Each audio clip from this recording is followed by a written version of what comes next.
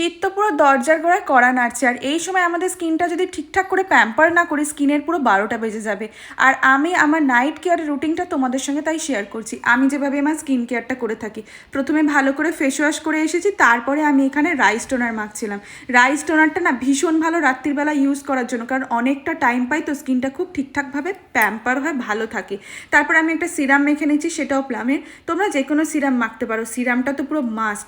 তারপরে ভালো করে হালকা হাতে একটু মাসাজ করে নেবার পর আর আমি লোটাসের নাইট ক্রিমটা মাখি। আজ 4 বছর হয়ে গেল এই নাইট ক্রিমটা আমি ইউজ করছি।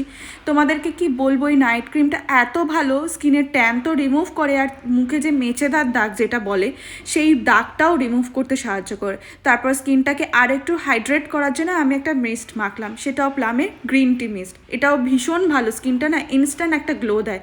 আর যদি চোখের তলায় ডার্ক সার্কেল থাকে, আই রোল যে ক্রিমগুলো হয় সেগুলো ছাড়া তোমরা যদি মনে করো যে রাত্রির বেলা অন্য কিছু মাখবে, সেটা হচ্ছে অ্যালোভেরা জেল, যেটা আমি লোটাসের ইউজ করি। জাস্ট মেখে শুয়ে পড়ো। আজকের মতো টাটা। এই আমার স্কিন কেয়ার